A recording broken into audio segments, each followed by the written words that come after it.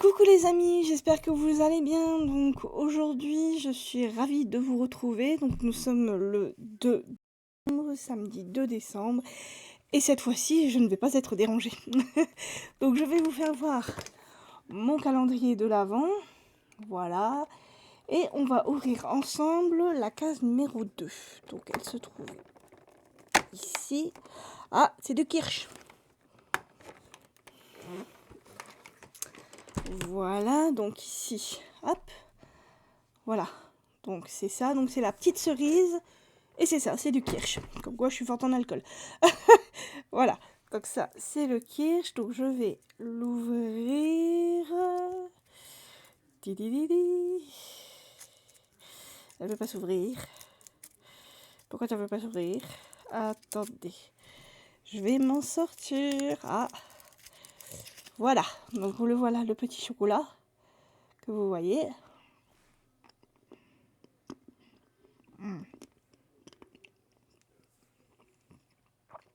Trop mieux. On sent bien l'alcool. Oh, c'est délicieux.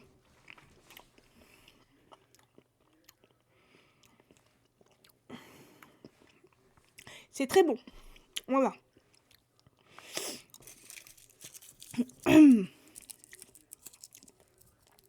Ça, c'est fait.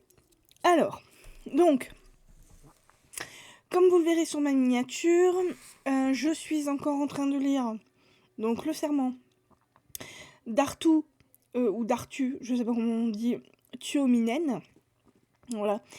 Aux éditions La Martinière, qui est un roman finlandais. Enfin, plutôt un thriller, un roman noir. Je dirais plutôt roman noir. Un polar.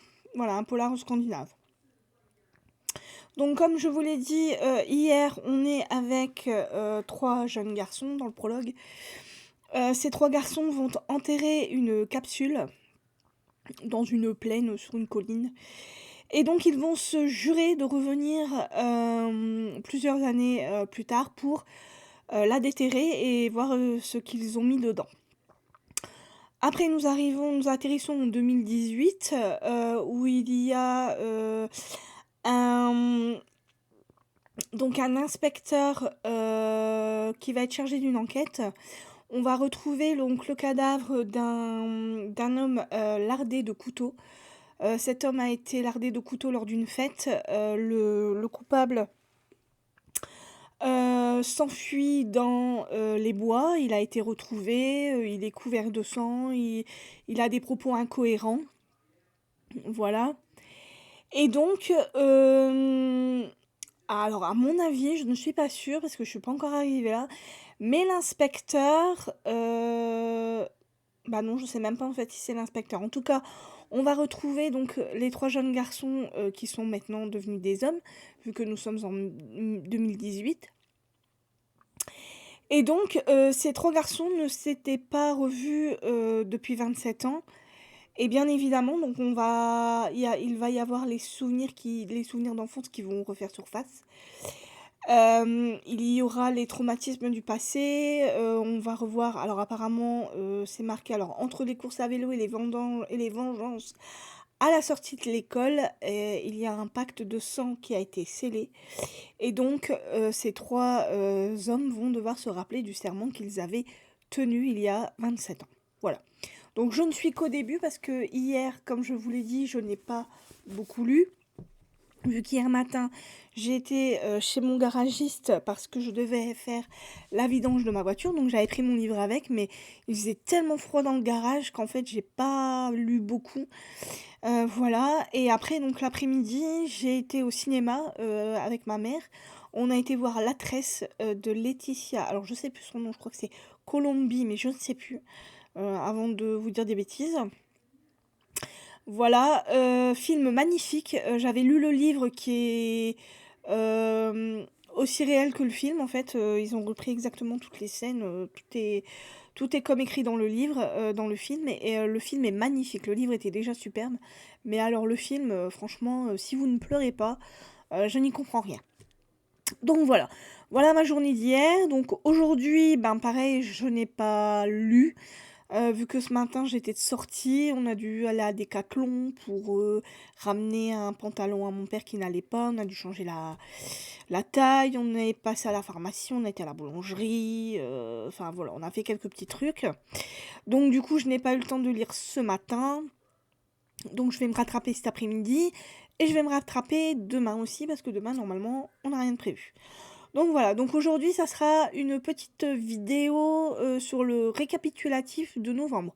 Donc tous les livres que j'ai lus en novembre, je vais vous les refaire voir là ici. Comme ça, ceux qui ne sont pas abonnés soit à ma chaîne YouTube et qui sont abonnés sur mon Instagram, donc vous avez vu les livres que j'ai lus, mais ceux qui sont abonnés sur mon Instagram et qui ne sont pas sur mon YouTube, comme ça, enfin vous voyez, tout le monde verra les livres que j'ai lus en novembre.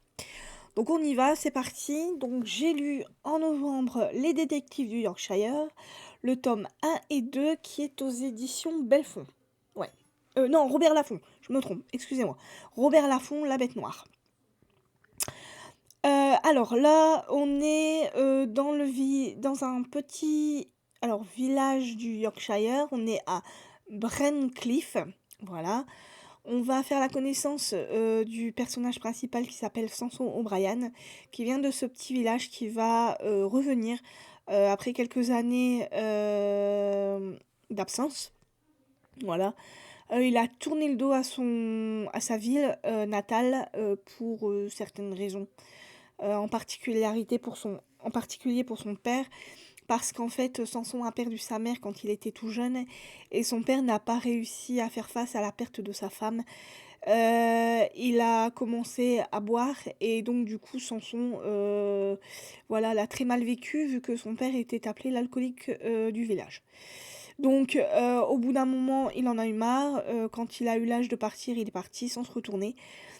Et donc le voilà revenu comme si c'était comme si c'était le fils prodigue. Sauf que ça ne marche pas comme ça. Les habitants lui en veulent bien comme il faut. Surtout que son meilleur ami est décédé il n'y a pas si longtemps et qu'il n'est même pas venu à l'enterrement. Mais ça, on va savoir pourquoi dans le livre. Et donc il revient pour ouvrir une boutique de détective privé. Et en fait, sa boutique de détective privé va être au même endroit que la boutique de rencontre de la sœur de son ami qui est décédée. Voilà. Delilah, qui est une jeune femme qui est revenue aussi dans son village natal avec son mari, sauf que tout ne s'est pas très bien passé comme elle l'avait prévu. Du coup, maintenant, elle se retrouve seule à gérer sa boutique. Elle a dû créer cette agence de rencontre pour essayer de joindre les deux bouts, sauf qu'elle n'y arrive pas. Et c'est grâce à Samson si elle va pouvoir s'en sortir, vu que Samson va louer l'appartement d'en bas, donc ici, là, hein, voilà. Elle a le haut, lui, il a le bas. Et c'est grâce au loyer qu'il va payer qu'elle va pouvoir réussir à s'en sortir.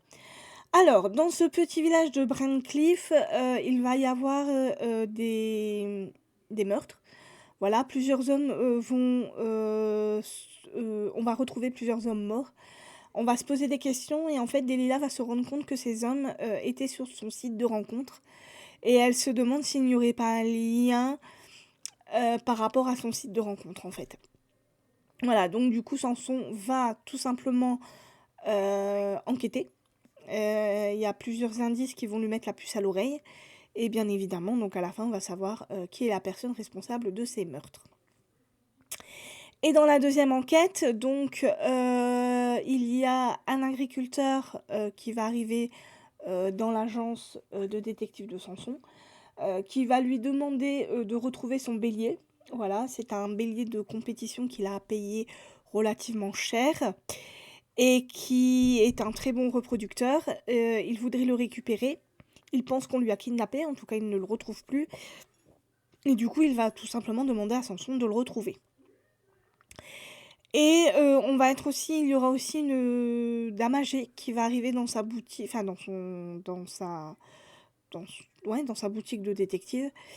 et cette vieille personne va lui demander, de la protéger parce que, elle a peur pour sa vie. Il y a comment dire? Des objets qui disparaissent dans la maison de retraite où elle est, et elle a peur, qu'une personne atteinte à sa vie, oui, enfin bref. Elle a peur qu'une personne, la tue, en fait, et que cette personne tue d'autres, résidents de la maison de retraite. Alors au début, Samson, il est pas très, très, chaud pour enquêter sur, ça parce qu'il se demande si ça serait pas un peu, enfin voilà, si elle aurait pas un peu perdu la tête et puis au final, il se rend bien compte qu'il se passe vraiment quelque chose de très bizarre, dans cette maison de retraite. Voilà. Donc on va, suivre ces 2 enquêtes, ces 2 tomes, différents. C'est un livre que j'ai beaucoup aimé. Le premier, alors je l'avais déjà vu en téléfilm, je ne m'en souvenais plus, mais j'ai vraiment, beaucoup aimé, les personnages, la ville où on est, voilà, un peu tout. Ça a été une très, très bonne lecture. Donc Les Détectives du Yorkshire, le tome 1 et 2 de Julia Chapman aux éditions, Robert Laffont. Voilà. Le deuxième livre que j'ai lu en novembre, c'est Les Déracinés, le tome 1 de Catherine Bardon, aux éditions Pocket. Donc là, nous sommes en 1930, on est en plein nazisme. Nous allons être avec Alma et Willem qui vont se rencontrer, tomber amoureux, et qui malheureusement, à cause de la montée du nazisme, vont devoir quitter l'Allemagne, leur famille, pour se retrouver donc en République dominicaine et devoir tout recommencer. Voilà, et ils vont avoir les infos de ce qui se passe en Europe, par intermittence, et voilà, découvrir ce qui est arrivé à leur famille. Est-ce qu'elles en sont sorties ou pas? Ça sera à vous de le découvrir dans ce magnifique livre, Les Déracinés de Catherine Bardon aux éditions Pocket. Donc c'est le tome 1, il y en a 3 autres. Alors il y a l'américaine, alors attendez, l'américaine, la vie reprit son cours et un invincible été. Voilà. Après, j'ai lu donc le 4e tome de Lucinda Riley, La sœur à la perle, aux éditions Le Livre de Poche. Donc là, nous sommes avec la sœur, la 4e sœur, donc Cécé, qui va essayer de découvrir ses origines. Elle va se retrouver en Australie. C'est là qu'elle va comprendre d'où vient sa famille. Euh, c'est là qu'elle va comprendre d'où lui vient son talent de la peinture. C'est une vraie quête d'identité et ça a été une très très belle histoire. Et dans le passé, on va être avec, alors, Kitty McBride, voilà, qui est une femme qui vivait en Écosse et qui va, par un concours de circonstances, se retrouver en Australie où elle va rencontrer son futur mari et où elle va tenir avec lui donc l'entreprise familiale qui est une entreprise de perles. Voilà. Donc ça a été une très bonne histoire. J'ai beaucoup aimé le personnage de Cécé, même si au départ c'était pas gagné d'avance, mais bon. L'autrice en a fait quelque chose de beau. J'ai vraiment aimé le passé présent. J'ai beaucoup aimé la façon dont elle parle des paysages d'Australie. J'ai tout aimé dans ce livre. Voilà, donc si vous avez envie de lire le 4e tome de Lucinda Riley, n'hésitez pas. Donc Lucinda Riley, La sœur à la perle, le tome 4, le livre aux éditions Le Livre de Poche. J'essaye de me dépêcher pour qu'elle soit le plus courte possible. Ensuite, j'ai lu le livre d'Angela Marson, Petite fille perdue, aux éditions Belfond Noir. Voilà. Donc là, on est avec le personnage récurrent d'Angela Marson, donc Kim Stone, qui est inspectrice, qui va être chargée d'enquêter sur un kidnapping qui normalement n'est pas du tout son domaine d'expertise. Mais une ancienne camarade qu'elle connaissait lui demande impérativement d'enquêter, elle veut absolument que ça soit Kim, qui enquête sur ce kidnapping vu que c'est des 2 filles qui a disparu. Kim va se lancer dans cette quête, elle va se rendre compte qu'il y a un lien donc entre ce kidnapping-là et un kidnapping qui a eu lieu il y a 15 mois, donc elle va tout faire pour essayer de retrouver ses petites filles, le temps lui est compté, voilà. Et donc on va, au fur et à mesure savoir, si, tout va bien se terminer ou pas. Donc Petite fille perdue d'Angela Marson aux éditions Belfond Noir. Ensuite, j'ai lu donc Malgré nous de Claire Norton aux éditions Robert Laffont. Donc là, nous sommes on est en été 1988 avec Théo, Maxime et Julien qui vont réchapper de l'incendie d'un bâtiment de là où ils dormaient. Et on va les retrouver 20 ans après, en 2009. On va retrouver Théo, voilà, qui est un homme maintenant, qui est marié à Marine. Ils ont une petite fille, Julie. Malheureusement, Théo va tomber dans un burn-out. Sa femme, elle va devoir partir à Rio, donc elle va faire Paris-Rio. Malheureusement, l'avion ne reviendra jamais à Paris. Marine est sûrement morte dans l'avion, sauf que son ami Maxime va lui avouer que Marine n'est sûrement pas morte. Elle l'aurait apparemment quitté, mais voilà, Théo n'y croit pas vraiment. Et voilà, et on va être dans toute cette petite histoire, on va se poser beaucoup de questions par rapport à ce qui s'est réellement passé lors de ce crash d'avion. Voilà, qui a atterri en pleine mer. Est-ce que Marine est morte ou pas? Que s'est-il réellement passé ce jour-là? Est-ce qu'elle l'a vraiment quitté? On ne le sait pas. On va le découvrir dans ce livre. C'est un livre magnifique, une très très belle histoire. Je vous le conseille grandement. Donc, Malgré nous de Claire Norton aux éditions Robert Laffont. Ensuite, j'ai lu donc Six couronnes écarlates d'Elisabeth Lim aux éditions Rajo. Donc, c'est une réécriture de conte. Elle nous réécrit le conte des cygnes sauvages, qui est un conte d'Andersen. Donc on est avec Shiori, qui est une jeune fille, qui est la dernière enfant de cet autre enfant qu'a eu l'empereur de Kiata. Shiori a une belle-mère qui, elle ne l'aime pas vraiment. Un jour, sa belle-mère va tout simplement utiliser la magie qu'elle a en elle. Shiori va se rendre compte qu'en fait, toutes les deux ont le même pouvoir, sauf que la belle-mère de Shiori ne l'utilise pas de la même façon qu'elle. Et en fait, la belle-mère va se rendre compte que Shiori l'a vue, et elle va tout simplement transformer ses 6 frères en grues.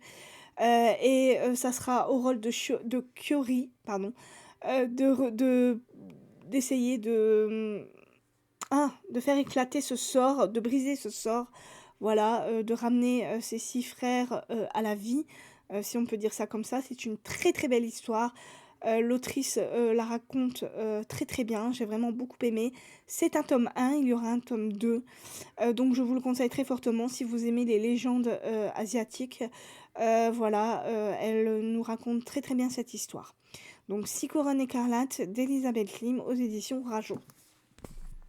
Et en dernier, donc pour terminer, j'ai lu le livre de Stephen King, Carnet noir, aux éditions Le Livre de Poche. Là, dans ce livre-là, donc nous sommes dans un tome 2. C'est le tome 2 de la trilogie Monsieur Mercedes. Nous allons être avec John Reinstein, qui est un ancien écrivain, donc qui est à la retraite. Il vit dans sa maison qui est,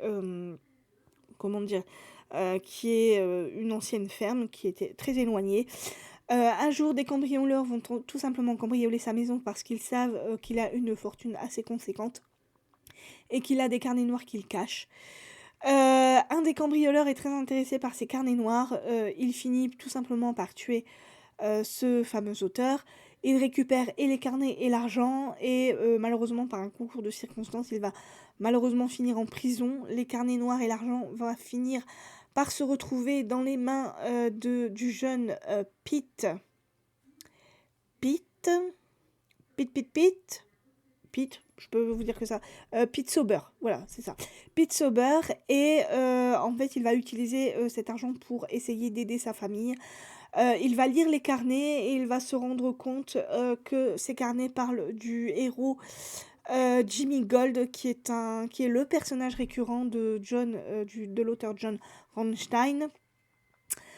Le cambrioleur, donc Maurice Bellamy va tout simplement sortir de prison et il ne va avoir qu'une obsession, c'est de retrouver ses carnets, et voilà et donc on va, parler de la folie, des, lecteurs, qui, hem alors, comment est-ce que ça se passe quand un, lecteur, devient obsédé par un personnage principal et qu'il n'arrive pas à faire, la part des choses entre, le côté réel et l'imaginaire? Voilà et jusqu'où ça peut aller.